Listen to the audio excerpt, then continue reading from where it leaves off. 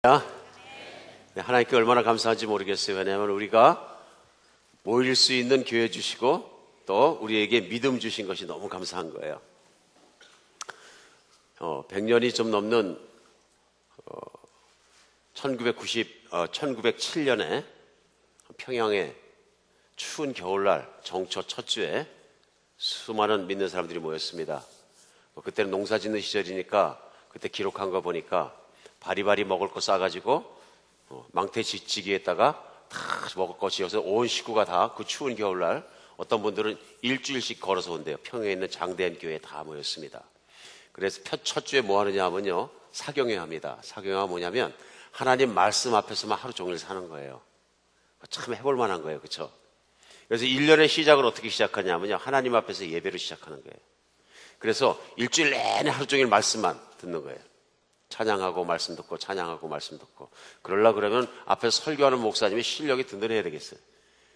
그래서 계속 말씀 듣는 거예요. 그러던 도중에 회개가 일어나고 하나님의 임재가 강력하게 느껴지고 우리가 알고 있는 것처럼 평양 대부흥이 일어납니다.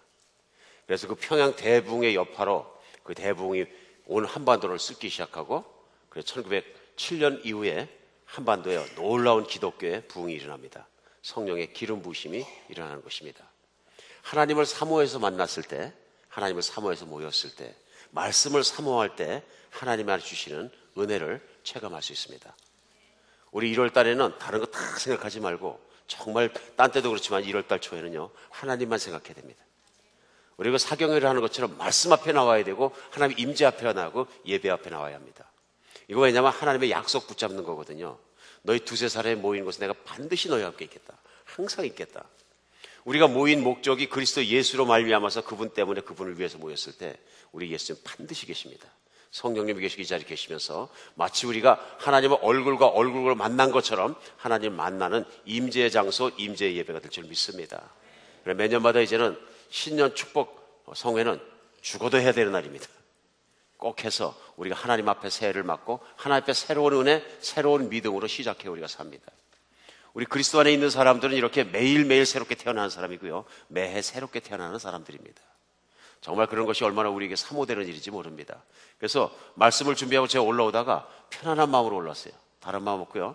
하나님 그날에 장대형 교인들이 사경을 하고 하나님 말씀 사모해서 그저 먹을 거 쌀하고 바리바리 싸갖고 와가지고 잠자가면서 하나님 말씀 사모했던 것처럼 우리도 오직 그런 마음을 가지고 주님 앞에 나오게 하여 주시옵소서. 그리고 전하는 자나 듣는 자나 모든 사람들이 다 함께 하나님 말씀 하나가 되게 해 주시옵소서. 한 가지 소원밖에 없습니다. 하나님 만나는 겁니다. 실제로 2000년 전에 하나님을 예배드리는 안식일에 회당에 들어갔다가 하나님을 만난 사람들이 있습니다. 그때 바로 하나님이신 예수 그리스도께서 회당에 들어오셔서 회당장이 말씀 두루마리를 갖다 드립니다. 그러니까 쭉 펴서 찾아 읽으시면서 말씀을 시작하십니다. 그때 그들은 하나님의 육성을 들었습니다. 근데 안타까운 것은 수많은 사람들이 하나님의 그 육성의 가르침을 듣고도 받지 못한 사람이 참 많았다는 것입니다. 믿음 없이는 갈 수 없는 것, 받을 수 없는 것이 은혜입니다. 오늘 정말 우리 하나님의 말씀의 은혜가 살아있는 육성으로 들리는 그런 저녁 되었으면 좋겠습니다. 오늘 예수님께서 그 회당에 들어가셔서 누가복음 4장에 보면은 전해주셨던, 읽어주셨던 말씀이 뭐냐 하면요, 이사야서 61장 1절로 3절 말씀이에요. 오늘 그것을 예수님을 대신해 제가 읽겠습니다. 이사야서 61장 1절로 3절 말씀에 이렇게 말씀하십니다. 주 여호와의 영이 내게 내리셨으니 이는 여호와께서 내게 기름을 부으사 가난한 자에게 아름다운 소식을 전하게 하려 하심이라. 나를 보내사 마음이 상한 자를 고치며 포로된 자에게 자유를, 갇힌 자에게 노임을 선포하며 여호와의 은혜의 해와 우리 하나님의 보복의 날을 선포하여 모든 슬픈 자를 위로하되 무릇 시온에서 슬퍼하는 자에게는 화관을 주어 그 죄를 대신하여 희락의 기름으로 그 슬픔을 대신하여 찬송의 옷으로 그 근심을 대신하시고 그들의 의의 나무 곧 여호와께서 심으신 그 영광을 나타낼 자라 일컫게 됨을 받게 하려 하심이라. 참 귀한 말씀입니다. 이 희망의 메시지를 이사야서에 나오는 예수님 오시기 전에 수백 년들의 하나님께 선포하셨던 이 말씀을 회중에 읽어주십니다. 오늘 제가 읽은 것처럼 조용히 읽어주시고 회중을 잠잠히 쳐다보십니다. 온 회중이 예수님을 다 쳐다보고요. 말씀 안 하시고 가만히 서 계시니까 다 쳐다보십니다. 쳐다보고 있고 정말 서로 눈과 눈만 쳐다보고 있는데 예수님이 조용히 또박또박 말씀하십니다. 그들에게 오늘 이 글, 금방 읽어드린 이 글의 말씀이 너희의 귀에 응하였느니라. 기가 막힌 말씀입니다. 이것은 공부하기 위해서 있는 말씀도 아니고, 이것은 기억하기 위해서 있는 말씀도 아니고, 바로 금방 내가 읽어준 이 말이, 이 하나님의 말씀이 너에게 이루어졌느니라. 기가 막힌 말씀입니다. 하나님 말씀은 살았고 생명력이 있기 때문에, 살아있는 말씀이기 때문이에요. 믿음으로 받아들이는 사람에게는 그 말씀이 그대로 응합니다. 오늘 예수님이 이 말씀을 전해주시고 2000년이 지난 지금에도 성령의 임재하신 가운데 우리가 이 말씀을 들을 때 어떤 자세로 받느냐에 따라서 우리가 믿음으로 받으면 이 말씀이 내 안에서 이루어집니다. 은혜는 뭐냐면요, 항상 하나님 말씀은 살아있는 하나님의 임재가 그 말씀이 내 안에서 이루어지는 것입니다. 이루어지는 것입니다. 말씀을 아무리 많아도, 신학 박사가 돼도 그 말씀이 머리에만 있고 이루어지지 않으면 소용없는 것입니다. 그러나 중요한 건 뭐냐면요, 말씀 한 자락이라도 그 말씀이 내 안에서 이루어지면 우리가 살 수 있습니다. 우리 간증 듣는 경우 너무나 많습니다. 병에 걸려가지고 죽을 병 걸리고 암 걸리고 그리고 막 투병하고 난리치고 막 붓고 배가 불러 올라오고 막 그냥 안에 물이 차고 이제 죽을 날짜만 받아놓고 있는데 산에 올라가서 기도하니까 하나님께서 음성이 들려서 가라사대 내가 내 수명을 15년 연장해 주리라. 이 세상에서 죽어가는 사람, 아픈 사람이 듣기 가장 반가운 소리죠. 그리고 그 말씀 하나 받고서는 하나님의 음성 하나 붙잡고 기도하다 보니까 복수가 없어지고 몸이 멀쩡해지고 생생해져가지고 내가 내려왔다. 그러면 그분에게 중요한 건 뭡니까? 내가 내 수명을 15년 연장해 주리라. 하나님의 음성 딱 하나입니다. 그 말씀 하나 붙잡으니까 사람이 산다 그런 얘기입니다. 그와 같이 우리의 영혼, 우리의 인생과 모든 걸 살려주는 것은 하나님 말씀이 내 안에서 응하는 겁니다. 이루어지는 것입니다. 이 말씀의 지식이 아니고 말씀의 능력이 나를 믿음을 통해서 꿰뚫고 지나가는 것입니다. 오늘 우리는 신년 들어서 부흥의 이틀째 만나서 어저께 말씀 같이 나눴습니다. 금전에 저는 기도할 때 하나님께서 늘 이렇게 빛에 대한 말씀, 복에 대한 말씀을 계속 주시는 거예요. 내일도 주일날 나오신 분은 꼭 복 받으시기 바랍니다. 저 평상시에 안 전했던 말씀인데요, 막 끊임없이 복으로 내려주시는 거예요. 저 하나님께서 이렇게 한비전 교회를 위로하시는지 저 이유를 모르겠지만 끊임없이 기쁜 말씀, 복의 말씀을 막 쏟아부으시는 것 같아요. 어저께는 우리가 무슨 말씀 나눴냐면요, 우리 이사야서 60장 가지고 말씀 나눴어요. 그죠? 이젠 일어나라 빛을 발하라. 이는 여호와의 영광이 내 위에 임하였습니다. 일어나라 빛을 발하라. 그래서 우리 빛을 발할 때 하나님의 뜻은 뭐냐면요, 그 말씀을 주신 것은, 그 말씀이 응하면 내 인생이 빛나는 인생이 되는 거예요. 이 세상 모든 사람은 다 자기 인생이 빛나는 인생이 되길 원합니다. 그렇죠? 여러분 은혜 받기 원하십니까? 아멘 소리가 은혜 받기 원하는 거 중간쯤 되는 것 같아요. 내 인생이 빛나기 원하십니까? 그러니까 아주 찢어지게 나와야 돼. 은혜 받는 것만큼은 이면체면 없어요. 무조건 사모해야 됩니다. 정말 그렇습니다. 왜냐하면 저는 지금까지 신앙생활에서 관찰해보면 사람들이 믿는 대로 원하는 대로 되는 것이 오늘만 그런 것이 아니라 2000년만 그런 것이 항상 그랬던 것 같아요. 우리 예수의 믿음대로 될지어다. 이 말씀 아주 그냥 정석이에요. 그러니까 사람은 믿는 대로 됩니다. 사람은 자기가 손으로 일구는 대로 사는 게 아니라요, 사람은 믿음의 사이즈만큼 삽니다. 얼마나 중요한지 몰라요. 믿음으로 생명 얻고 믿음으로 복을 얻고 믿는 대로 되는 거예요. 내가 못 믿어서 세상에서 못 누리고 빛이 안 나는 건 할 수 없는 거예요. 그래 하나님께서 우리가 일어나서 빛을 발하기 원하시고 우리에게 예수 그리스도의 영광이 있으면 빛이 못 나는 인생을 살 때는 왜 그런 거예요?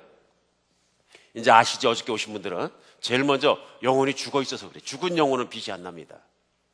세상이 어둠에 가려있고 만민을 가두고 있기 때문에 세상에 있는 욕심과 세상에 있는 모든 것과 그리스도가 아닌 것으로 세상에 들어가 살다 보면 세상에 있는 어둠이 내 가슴 속에도 들어오고 마음 속에 들어오고 가정 속으로 들어와서 모든 것이 어두워지니까 그리스도의 빛, 하나님의 영광의 빛이 나질 않습니다. 도무지 나질 않습니다. 내가 아무리 사모해도 안 나고요, 우리 가정에도 빛이 안 나고 자녀에게도 영광의 빛이 안 나고 어디도 영광의 빛이 보이지 않는 거예요. 죽어서 그렇습니다. 아니면 영혼이 잠들어서 그렇습니다. 예수를 믿긴 믿는데 믿음을 떠나서 내가 가버리니까, 하나님 믿음 떠나 있으니까 세상에 있는 것이 들어와서 어둠의 세력이 들어오니까 빛이 안 나는 거예요. 하나님 우리 모두가 세상의 빛이 돼 세상을 비치기를 원하십니다. 왜냐하면 그것은 내 빛이 아니고 그리스도의 빛이거든요. 하나님의 빛이 나에게 제한 없이 들어와서 제한 없이 흘러나가기를 원하십니다.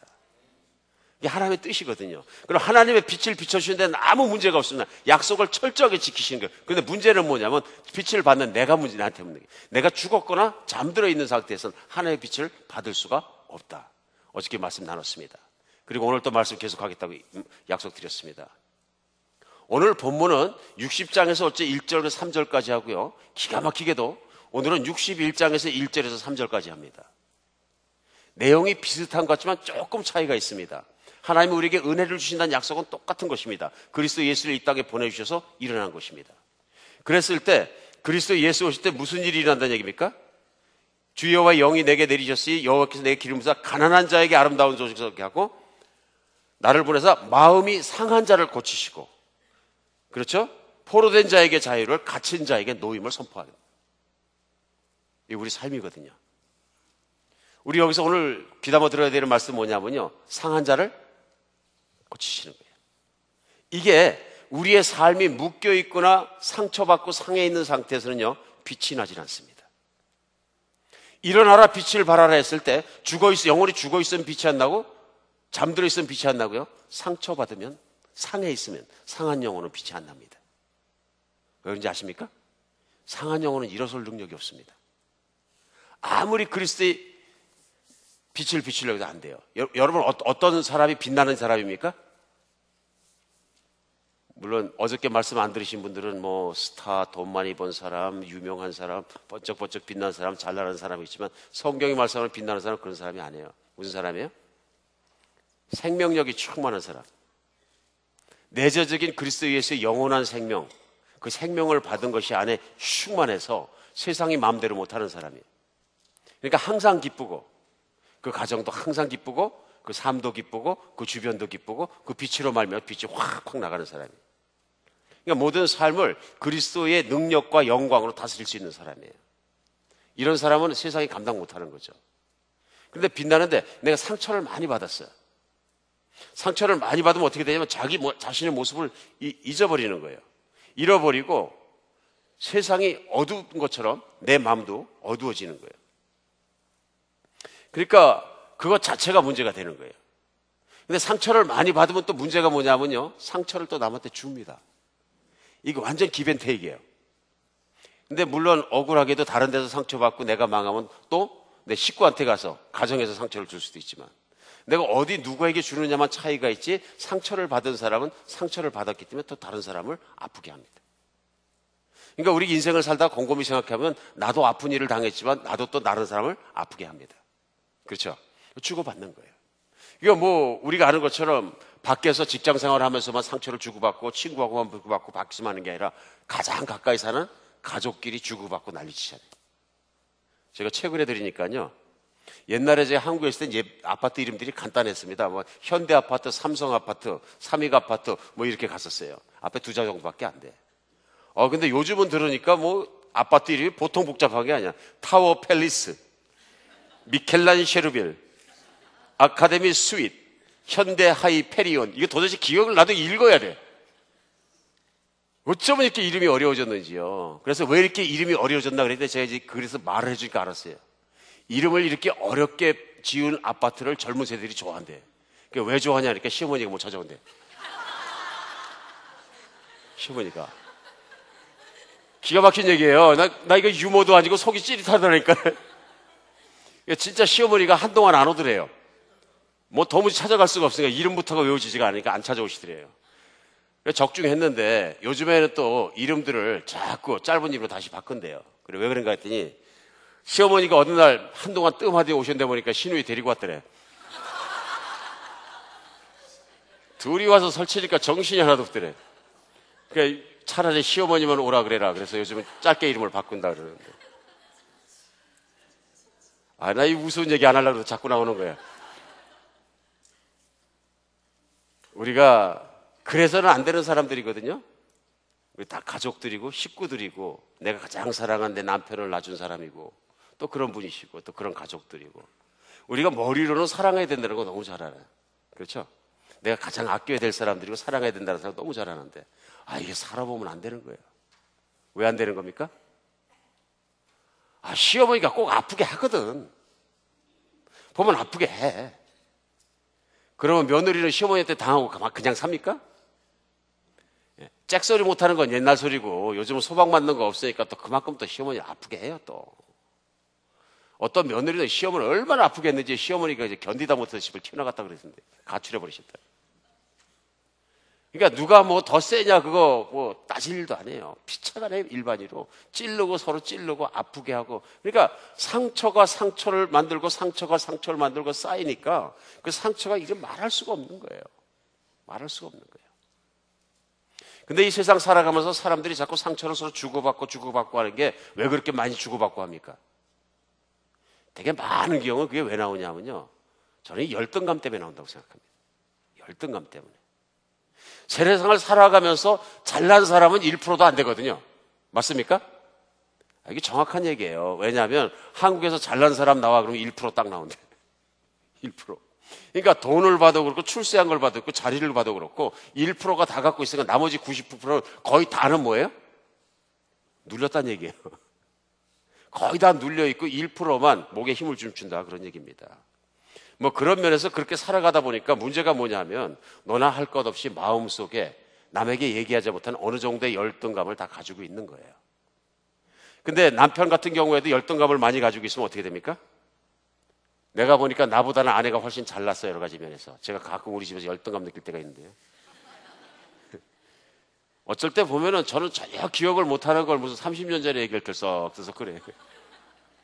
근데 그때 뭐 했고 무슨 말을 했고 이번 오늘까지 기억을 하면 이거 감당을 못 하겠는 거예요. 그래서 옆에서 앉아서 저녁을 못 내먹고 애들도 비슷한 둘 중에서 하나는 날 닮았고 하나는 엄마 닮았어요. 애도 비슷해. 이거 15년 전에 살던 집에 전화번호서부터 시작해 다 외우는 거예요. 그러면 저는 감당이 안 되거든요, 이게. 예. 저는 지금도 제 전화번호도 못 외우는데. 그러니까 가끔 이렇게 살면서 열등감을 느낄 때가 있어요. 근데 그 정도 열등감은 충분히 극복할 수 있는데 어떤 부부 같은 경우에는 어떤 남편이 극복 못할 만큼 우리 부인들이 잘난 경우도 있나. 근데 꼭 잘난 게 또 좋은 게 아닌가 봐, 그게. 그러니까 남편이 어떻게 하냐면요. 눌러버리는 거예요, 집에 가서. 눌러버리는 거. 어떻게 눌러요? 꼼짝 못하게 지배해버리려고 그래요. 완력을 쓰든지 뭐 술을 쓰든지 눌러버리려고 그래요. 이게 되게 누르려고 그러는 걸 왜 나오는 거예요? 열등감 때문에 나오는 거거든요. 열등감 때문에. 워낙 실력 있고 뭔가 좀 많이 가진 사람들은 열등감 없는 사람은 누르려고 안 그러거든요, 사실. 그런데 이게 내가 가진 게 없으니까 자꾸 사람을 누르려고 그러는 거예요. 지배하려고 그러고 지배 욕구가 생기고. 이제 그런 거 생긴 거 보면은 정말 얼마나 힘듭니까? 이제 그런만 가지고 있으면 자꾸 나도 상처를 금방 받고 열등감이 있으니까 금방 받죠. 말 한마디 하도 푹푹 쓰러지죠. 그렇죠? 그래서 요즘 교회에서도 마찬가지인 것 같아요. 교회에서 이렇게 보면은 무심 중에 인사 좀 잘못해도 금방 아파요. 저 사람이 나를 없인 여기는구나. 금방 아파져. 왜냐하면 자존감을 막 긁어 놓으니까 금방 그것이 상처로 확 오는 거예요. 이 열등감에서 오는 거거든요, 사실은. 그리고 우리가 쉽게 섭섭해합니다. 내가 이상하게 남보다 쉽게 섭섭해하는 편이 예민한 편이다. 그럼 예민한 게 아닌지 잘 생각해 봐야 돼. 내 마음속에 뭐가 있는지. 이게 그렇기 때문에 우리가 요즘 교회에서도 나는 어떻게 하다 보니까 정말 어릴 때 힘들어가지고 고등학교도 제대로 졸업 못했습니다. 그러니까 그런 거 드러날까 봐 교회 안 와. 그리고 나는 참 이렇게 운전하고 다니는 차가 이게 너무 안 좋아서 경제 사정이 안 되니까 여기 교회 오면 다 드러나니까 안 와. 제가 한동안 예전에 뉴욕에 있을 때 제일 겨울이 되면은 아무 옷이나 입고 다니려고 노력한 적이 있었어요. 왜 그랬냐면은 한 자매가 교회를 왔는데 추운 날이었는데 오늘처럼 코트를 안 입고 뉴욕 추운 날은 진짜 춥습니다. 코트를 안 입고 오셨어 젊은 자매가. 그랬는데 자기가 코트가 변변한 게 없으니까 안 입고 온 걸 모르고 한마디씩 했네 또. 이쁘기 힘들지 그러면서 놀리는 거예요 이제. 교회를 안 나와서 찾아서 물어보니까 자기 그 옷 때문에 너무너무 열등감 느껴서 못 나가겠대. 그 말을 들으니까 가슴이 찡해지는 거예요. 어떻게 보면 교회에 뜨뜻한 옷 입고 좋은 옷 입고 오는 것도 그것도 덕이 안 되는구나. 그게 덕이 안 되는구나. 그때 충격 많이 받았어요. 그런 경우 많습니다. 예. 저도 어쩔 때 주책 없이 입에서 막 튀어나올 때가 있는데, 자식이 공부 못하면 공부 잘하는 자식들 지금 부모 보면 별로 반갑지가 않아요. 그렇죠? 내 자식 공부 못해서 죽겠는데 자기 자식 잘 됐다는 얘기하면 더 미워. 그 다음에는 자꾸 그 얘기하면 꼴도 보기 싫어요. 이게 그럴 수밖에 없는 거죠. 제가 어릴 때 클 때도 보면은, 저는 여러분 아시는 것처럼 그때 가정이 좀 어려워서 학교 공부를 제대로 못했는데 친구들이 무시할 때가 제일 아팠어요. 왜냐하면 중고등학교는 안 다녔으니까. 가끔 그거 가지고 자기 서울대학교 다닌다고 무시하는 친구들 가끔 있었어요. 그럼 속 되게 상하더라고요. 자존심이 팍팍 상하는 거야. 니는 잘났냐 임마? 그러니까 어떻게 해요? 나중에 한번 두고 보자는. 금방 뭐가 생기는 거예요? 열등감이 있기 때문에 앙심이 생기는 거예요. 사람이 삐뚤어지는 거죠. 근데 사실 이 모든 것들이 정상적인 사람의 모습은 아니고 병적인 심리 상태예요. 그죠? 좋은 게 아니고 병적인 심리 상태입니다. 이게 뭐냐면 오늘 상한 마음이 되는 거예요. 하나님의 영광이 임하였을 때 상한 마음을 고쳐주신다. 상한 마음을 고쳐주신다. 우리가 빛이 나지 않는 이유는, 내가 그리스도인이라 그러고 교회를 다니고 훈련을 받고 모든 걸 하면서도 우리가 그리스도의 빛, 예수의 빛이 안 나는 이유는 어딘가는 모르지만 내 모습이 망가져서 그래. 찌그러져서 그래. 상해서 그래. 근데 오늘 뭐라 그러시냐면, 하나님의 은혜가 임하면, 빛이 임하면, 하나님의 은혜가 임했을 땐 사람을 고쳐주신다고 말씀하십니다. 내가 고쳐주겠다. 빛날 수가, 너를 빛나게 만들겠다 내가. 오늘 말씀을 기억하면서 하나님 안에서 다른 거 몰라도 이거 찾는 날 됐으면 좋겠습니다. 이렇게 빛나는 사람을 치유받기 위해서는 어떻게 돼야 될까요? 제일 먼저 진정하고 건강한 내 자아상을 찾아야 됩니다. 내 자아상을요. 우리가 인생을 살아오면서는요, 대개 보면요, 이 두 가지 사이를 왔다 갔다 합니다. 무슨 사이냐면요, 다른 사람들이 보는 나의 모습, 두 번째는 내가 생각하는 나의 모습, 두 가지가 있습니다. 이 두 가지 모습 사이를 왔다 갔다 합니다. 그러면서 결정합니다. 어떤 사람들은 다른 사람에게 잘 보이고 잘 각인될 수 있도록 노력합니다. 엄청나게 노력합니다. 이거 부모에게도 마찬가지입니다.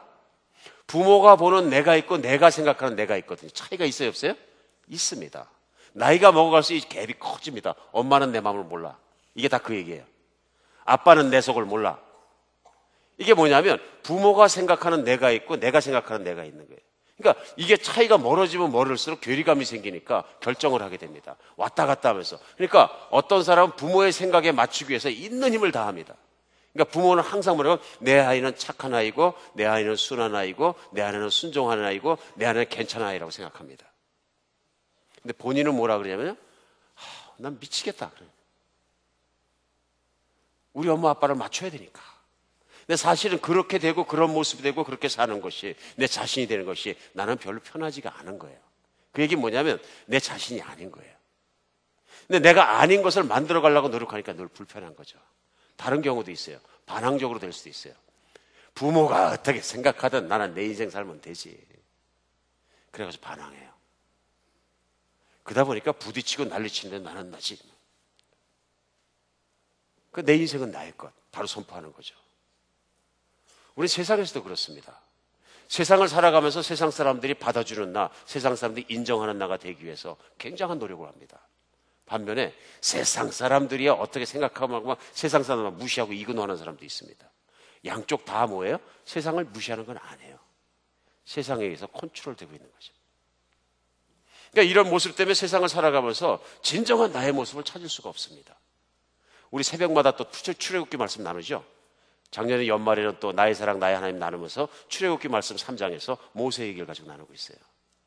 근데 우리가 곰곰이 모세를 생각해 봐야 되는 게 뭐냐면요, 모세가 초기에 40살까지는요 사람들 속에서 자기의 모습을 찾으려고 노력합니다. 이게 무슨 얘기냐면은 처음에 성장하면서는 자기 자신 속에서 자아상을 찾으려고 노력해요. 그러니까 자기를 들여다보니까 자기 괜찮은 사람이야. 왕자고 왕실을 훈련받았고 학식도 능하고 무술도 잘하고 잘생겼고 세상에서 나 같은 스타가 없어. I am something. 그렇죠? 그러니까 나 외에는 히브리 사람을 구해줄 수가 없어. 그 자아상은 어디서 나온 거예요? 사람들이 인정해서 떠받쳐 올려준 게 아니라 내가 그렇게 생각한 거예요. 그렇죠? 내가 가지고 있는 내 자아상을 가지고 인생의 목표를 정하고 이렇게 한 거예요. 그래서 40살이 됐을 때 나가가지고 사람들에게 내 자아상을 확인하기 시작합니다. 그러면서 애굽 사람을 때려 죽이면서 분명히 이 사람들이 나를 애국지사 중에 최고 애국자로 삼아서 용감한 사람 돼서 오늘부터 떠받치기 시작했는데 실제로 그 다음날 나가보니까 그 사람들은 나를 애국지사라고 생각, 뭐라고 생각해요? 살인자라고 생각하는 거예요. 여러분, 애국지사하고 살인자하고는 하늘과 땅 차이입니다. 맞습니까? 자기는 하늘 꼭대기까지 올라갔다고 생각했는데 사람들이 보는 자기는 땅바닥에 내려와 있는 거예요. 절망하는 겁니다. 사람을 죽였기에 두려워서 광야로 도망갔지만 거기에 가장 중요한 건 뭐냐면요, 인정받지 못한 자아가 있는 거예요. 사람들에게 배척받은 상처받은 자아가 있는 거예요. 그 자아를 끌어안고 광야에 나가서 40년을 살았으니 그 다음에 자아는 뭐가 됐을까요? 자기 자신 모습은 끝장난 사람, 상처받은 영혼, 실패한 영혼, 그 모든 것이 80살 된 바로 모세의 할아버지의 모습 속에 광야에 앉은 사람 속에 있는 거예요. 하나님 그 모세에서 나타나서 어떻게 하십니까? 고치시는 거예요. 어떻게 해요? 빛 가운데 떨기나무 가운데 불러주셔서 1대1로 대면해 주시고 그를 높이시는 거예요. 그러니까 모든 게 망가졌고 상처받았고 일그러졌기 때문에 하나님의 영광을 주고 능력을 주려고 그러는데 하나님의 영광 할렐루야 할렐루야 하는 게 아니고 뭐라 그래요? 보낼 만한 사람을 보내셔서 완전히 찌그러진 거예요. 우리 인생 속에 이렇게 모세 같은 자아상을 가지고 있을 수 있습니다. 내 인생은 별 볼 일이 없어. 앞만 밟으든지 이제는 끝났어. 별 생각 다 합니다. 왜 그러냐면 내 안에서 내 자아상을 찾으려고 그러고 아니면 세상 사람들로부터 얼마나 인정해 주느냐에 따라서 내 자아상을 찾으려고 합니다. 그러니까 사람들이 나를 인정할 때 막 힘이 나고 이러는데 인정 안 해주면 힘이 하나도 없어요. 우리 교회 안에서도 그럴 수 있어요. 예수 믿었는데도요, 이 자아상의 문제가 해결이 안 된 거예요. 그러니까 사람들이 인정만 해주면 그냥 기분이 좋고 목숨을 걸고 온 재산을 다 바쳐서도 막 뛸 만한 열정이 있는데 인정 안 해주면 요만한 일도 안 해요. 화가 나가지고. 이 인정 욕구라고 표현하기보다는 내 자신이 받은 상처나 어떤 그 세상을 살아가면서 채워지지 않은 것들 때문에 그런 거죠. 오늘 말씀에 주 여호와의 영이 내게 내리셨으니 이는 여호와께서 내게 기름 부으사 가난한 자에게 아름다운 소식을 전하게 하려 하심이라. 나를 보내서 마음이 상한 자를 고치시며 포로된 자를에게 자유를, 갇힌 자에게 노임을 선포하고. 예수 그리스도는 이 땅에 우리를 자유케 하시기 오셨습니다. 세상에 있는 묶임으로부터, 내 자아의 묶임으로부터, 사람들의 묶임으로부터, 마귀의 묶임으로부터, 죄로부터 우리를 자유케 하기 위해서 오셨습니다. 그럼 예수님이 어떻게 자유케 하시는 겁니까? 어떻게 치유하시는 겁니까? 우리 이사야서 53장 4절로 5절에 보면 정확하게 또 이사야서에 예언해 주셨어요. 뭐라고 그러시냐면 53장 4절에요. 그는 실로 우리의 질고를 지고 우리의 슬픔을 당하거늘 우리는 생각하기를 그는 징벌을 받아 하나님께 맞으며 고난을 당한다 하였노라. 그가 찔림은 우리의 허물 때문이요 그의 상함은 우리의 죄악 때문이라. 그가 징계를 받음으로 우리가 평화를 누리고 그가 채찍을 맞음으로 우리는 나음을 받았도다. 그가 채찍을 맞음으로 그는 상해지고 우리는 나음을 받았도다. 이것이 어디서 이루어집니까? 예수님이 땅에서 사역하신 맨 마지막 주간에 다 일어납니다.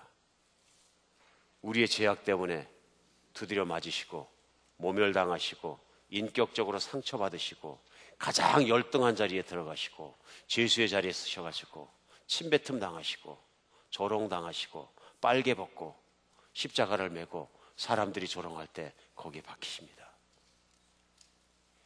이 세상에서 가장 수치스러운 자리, 어느 누구도 들어가기 원하지 않는 자리, 사람들의 구경거리, 조롱거리, 장난거리. 그래서 성경 읽다 보면 그리스도에서 우리 주님이 이 땅에서 돌아가실 때 마지막 주간에 십자가에 잡힐 때 그 일주간에 그 당하신 수모들을 이렇게 보면요, 이 세상에 있는 사람이 절대로 당하지 못할 수모들이에요. 상처도 그런 상처를 당할 수가 없어요. 3년 반 동안 발 닦여주고 먹여주고 가르쳐주고 사랑해주고 안아주던 제자는 은 30냥의 천생을 팔아버려요. 여러분, 배신의 아픔이 배신의 아픔이라고 그러지만 생명을 팔아버리는 사랑하는 사람을 내 품 안에 가지고 있을 때 그 아픔이라는 건 이루 말할 수가 없는 거죠. 찢어지는 아픔을 당하시는 거죠. 제자들은 다 도망가버리고 3년 반 동안 사랑을 퍼부었는데 제자들은 다 도망가버리고 배신의 아픔을 다 가시는 거예요. 그나마 열정이 있고 열심히 사랑한다는 베드로마저도 3번씩이나 듣는 가운데 예수님 보시는 가운데 예수님을 부인해버리고, 그러니까 아픔들에게 이를 말할 수 없는 거죠. 옷 홀딱 뺏겨서 있는 수치를 다 드러내고 사람도 달아서 드러내고,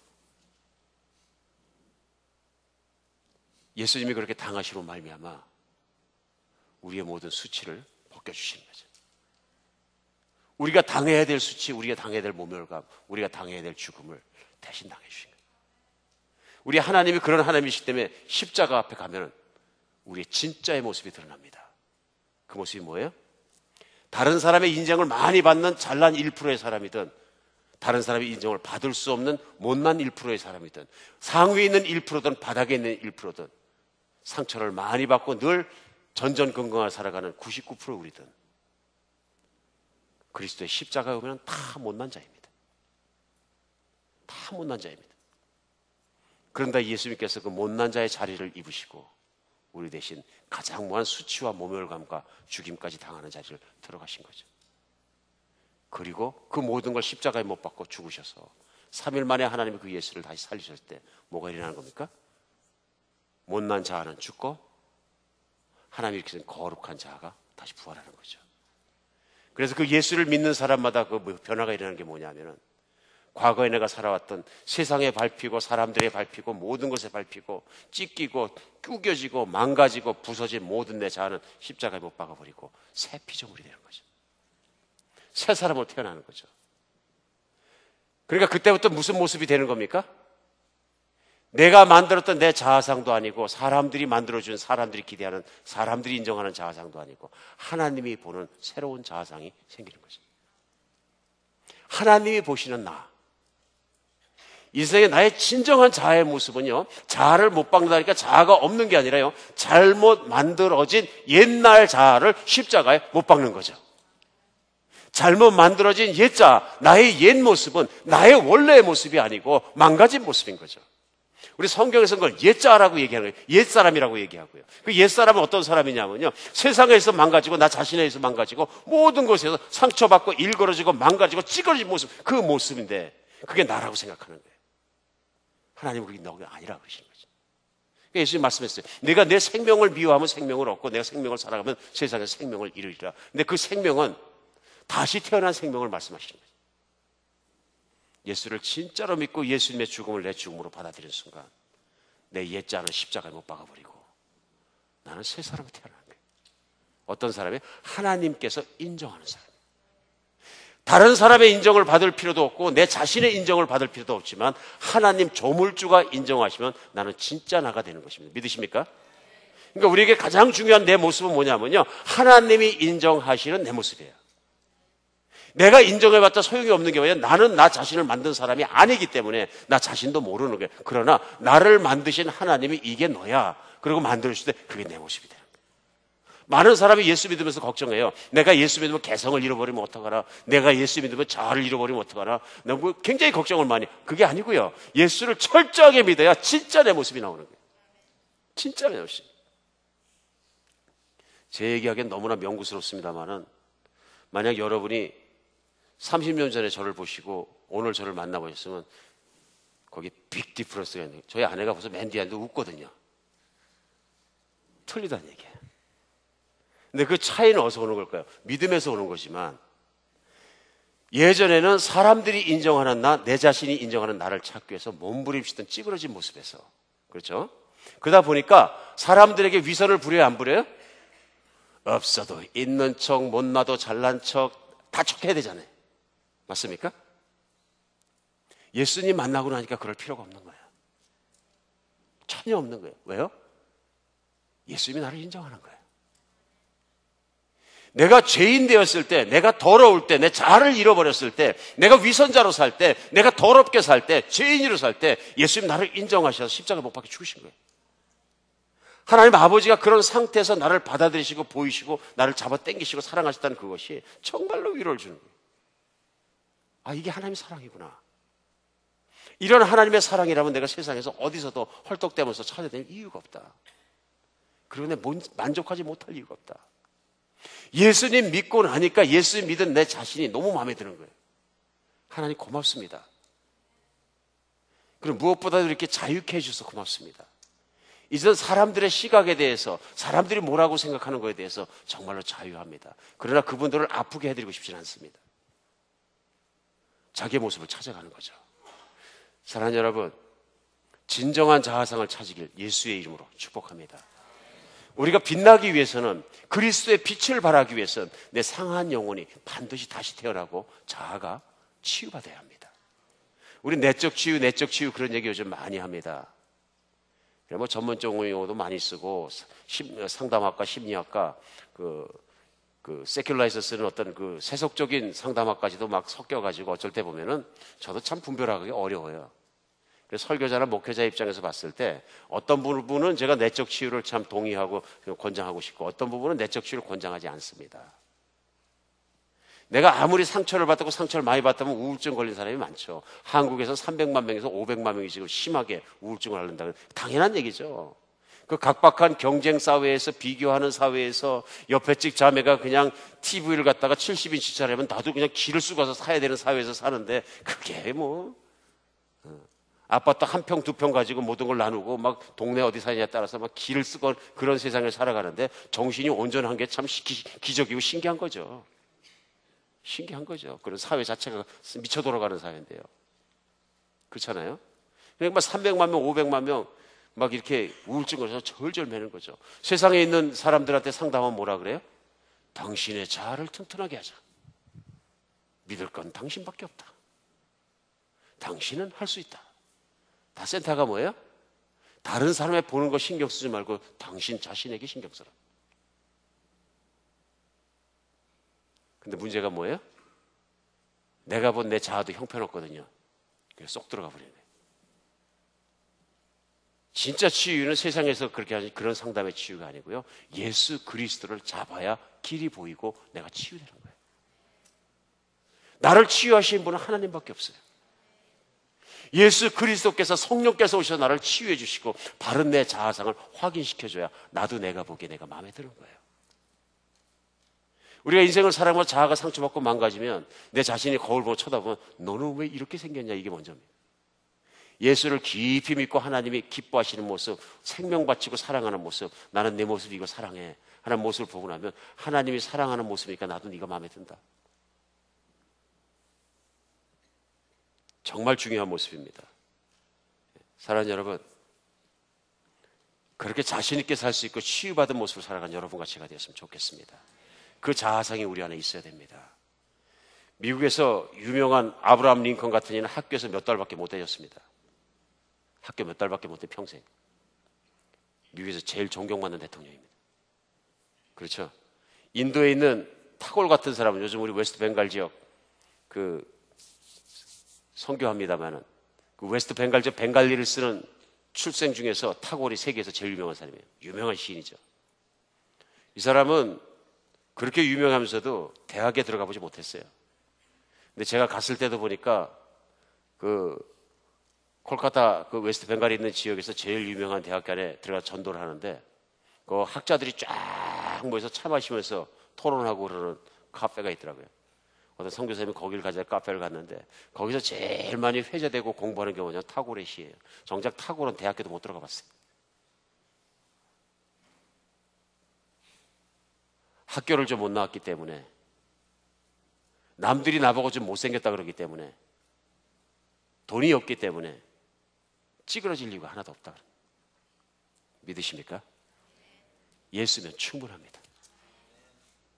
내 마음속에 그 예수님이 진짜 충만하게 들어왔을 때 세상 아무것도 더 갖고 싶지 않고 세상 아무것도 부럽지 않은 겁니다.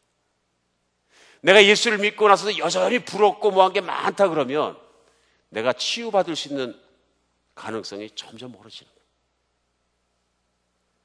나를 지으신 하나님이 세상의 모든 것을 하나님이 나에게 목숨 건다는 걸 내가 진실로 믿으면 나의 자아상은 저절로 좋아집니다. 왜냐하면 그것이 나의 가치이고 하나님이 보는 나의 몸이기 때문에 그렇습니다. 사람들이 보는 자아상도 아니고 내 자신이 보는 자아상도 아니고 하나님이 보는 자아상, 하나님께서 너는 거룩하다, 너는 이쁘다고 하시면 아멘 하고 받으면 치유됩니다. 내가 믿으면 치유됩니다.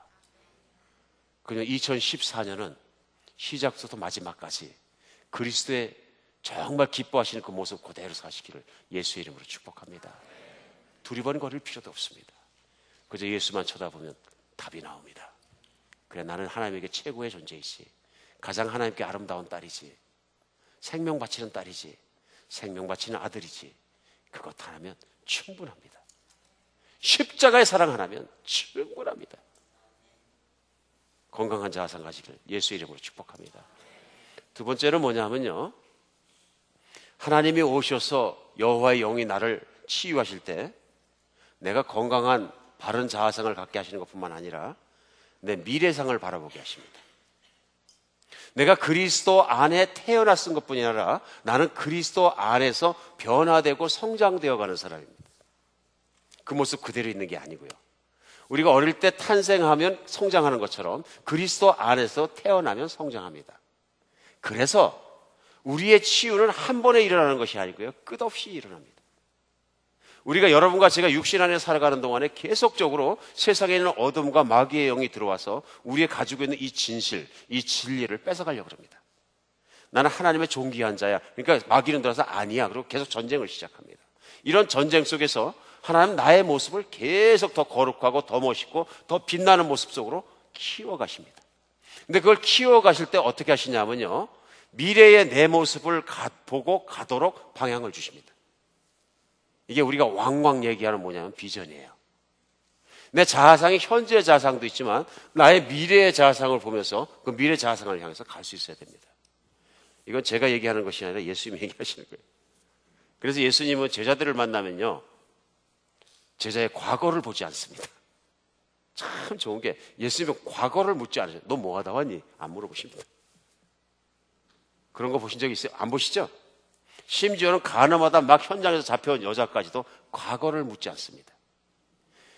다 용서해주고 딱 한 가지만 말하면 너 가서 다시는 죄를 짓지 말라.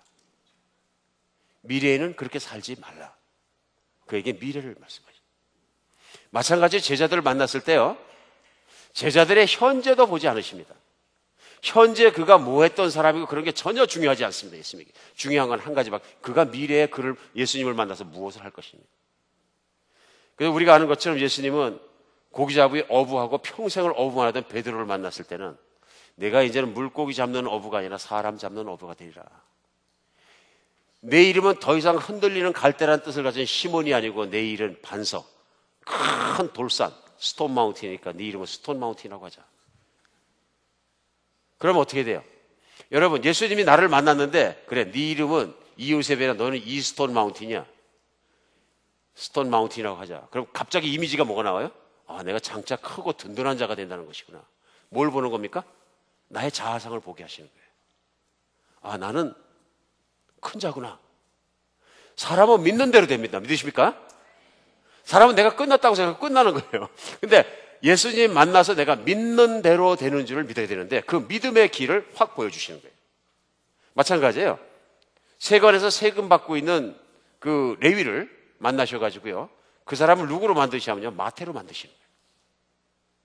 여러분, 세금 받고 있던 레위하고 미래의 마태하고는요, 하늘과 땅 차이가 나는 거예요. 맞습니까?